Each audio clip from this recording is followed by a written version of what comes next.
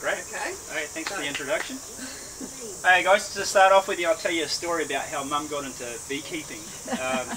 I live in Pennsylvania for half the year, so I rang her up and I said, Mum, can you pick me up at the airport? She's like, yeah, sure, I can pick you up from the airport. I've got a couple of jobs for you on the way. I do a lot of buying with Trade Me online, with online auctions to get equipment cheaper. So I said, no, I've got a cafeteria that we need to pick up, because I do cattle as well. Okay, we can do that. Oh, you might want to hire a big trailer, because we've got quite a few things to pick up. One of them was, I bought a beehive. Flight's coming in from Houston and it arrives a little bit later in the morning, so it's going to be hard for me to close out this hive in the morning and keep all the bees inside the hive before we move it up north. Okay. So one of the things I said was, don't forget the tape. Okay. Most important thing, don't forget the tape. A beehive is not really a beehive, it's just a wooden box for bees, and sometimes there's holes and there's cracks, and Really? the thing might not be sealed properly. So of all the list of things that I asked Mum to remember, she forgot the tape. That is the #1 tool in beekeeping. Okay? If the box is sealed, you can't get stung. If the box is sealed, the bees can't get out. If the box is sealed, nothing can get inside the hive to interfere with it. So that is the #1 tool. What did you guys have for breakfast? Honey. Yeah, honey. You know what I had for breakfast? Cereal. You know what I had for breakfast the day before? Cereal. Right? You start getting to the point of having cereal every day, you forget what you had for breakfast. Right? It's hard to tell the difference. An apiary journal or a diary recording all your movements is the next most important thing. It's actually now a legal requirement in New Zealand to keep an apiary journal. Honey, you had honey for breakfast. Okay. Bees are based on cell dynamics. Okay, everything's off the cell form. So you have an egg that develops, goes into a larvae, they cover that over, that becomes a pupae, and then it develops into a worker bee or a nurse bee, a drone, which is a male, or a queen bee. This is a small box. It's about half the size of a normal box. They call it a newt box. But what we have here is an empty frame. Okay? It's got a hexagonal shape on it. You put a smear of wax over that frame, the bees will draw it out. They can either lay eggs, which will turn into larvae for extending the brood of the hive, or else they'll make it into honey. The aim of most beekeepers in Northland is to turn that into that. Okay? That weighs about 2.5 kgs, so on a wholesale level, that's worth about $45 at the moment. Okay? That is a mixture of Manuka and wattle honey that we had earlier this season. Because of that weight, there's 10 of these frames in a normal deep box. I actually use mainly a 3/4 size frame. These frames are slightly different. Apart from the height contrast, these ones are actually wider. So they actually only have 8 of these frames in the box. It makes the box lighter and easier to work. It also is more efficient with processing because you get more honey per frame and less wax. Jimmy, you'd like to pass those around? You guys can have a look. Okay. Some products I can hand out for legal reasons, some I can't. Okay, the honey, because you're not sanitised, certified, I can't hand that around. Okay. Another honey product we use is, so these are in pre-mould units. We actually freeze these when we're harvesting, and that stops any wax moth larvae development, and then we put them into individual containers. So this is the type of honey that you'd have on a cheese plate, and it's a very good spread. The real value to honey, that's how you make your money. Final processing, bottling, that goes from $20 a kg to $60 a kg simply by putting it into a container.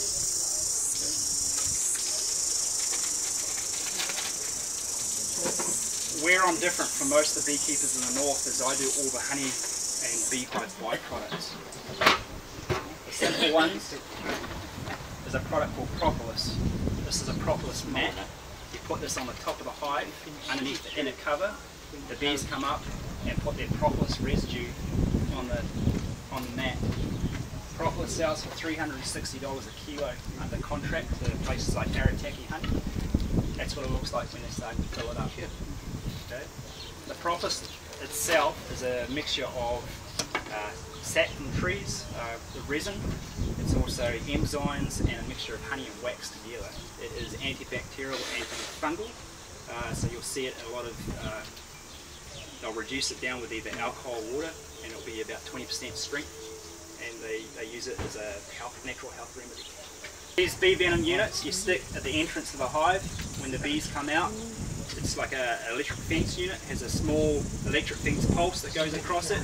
The bees are stimulated into stinging the glass.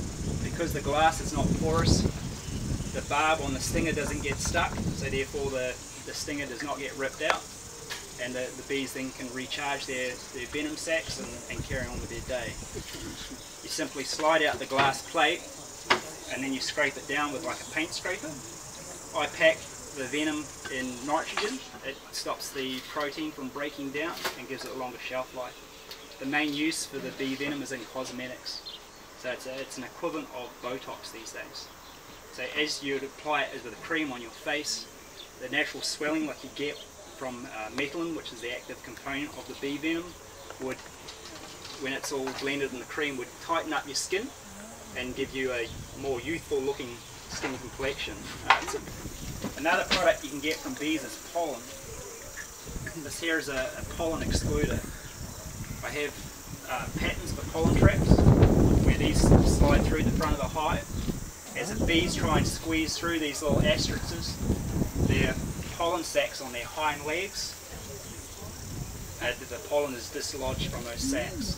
So there's a wire mesh underneath this excluder. You collect it in a basket underneath. And that's what bee pollen looks like. Okay. What do you do with the bee pollen? The bee pollen is actually higher in protein than what there is in steak. So for vegans and vegetarians, they'll eat it as a substitute. My biggest client actually uses it to feed the bumblebees. Right. So now with greenhouse pollination, they're using bumblebees because they're actually a more efficient pollinator.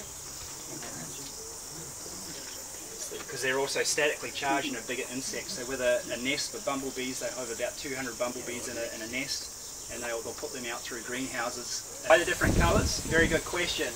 The grass pollen is usually a darker colour. There'll be some cantaloupe or rock melon, which is a bright orange in there. Gorse is also a bright orange. So different plants attract different things. Like the bumblebees are more interested in bright red colours. However, early in the spring, the season that we had, there was more grass pollen out, so the ryegrass is actually the dark pollen in the bag. Another product is royal jelly. Okay? Royal jelly is created by harvesting queen cells. There's some queen cells there that hatched this morning. Okay? So with our grafting, we'll get our normal frame.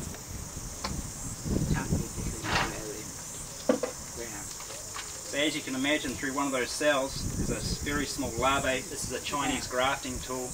You poke it into the cell, scoop up underneath the larvae, and then you transfer back into that cell. These cells would then be placed into a queenless hive, and then over a 3-day period, these would be completely filled with royal jelly. You can cut those cell caps off, and then with a pair of tweezers, you pull the larvae out, and then you scoop out the royal jelly. If you think of it, the only difference between a queen and a worker bee is the volume of royal jelly that the queen is fed. So a queen can live up to 4 years, where the worker bee through the main season only lasts about 6 weeks. It's a pretty natural extender of life there. Some of the other gear that we have. This here is called a hive tool. Okay, it's a multi-purpose tool. Basically, it's my main use is to pry the hives together, because I'll join the hives, seal them up with propolis, and also the hook section is to help lift up frames, because they'll be stuck together. This here is a hive entrance reducer. We use this for rodent control. So basically, you're allowing a small gap so the bees can protect the hive entrance more.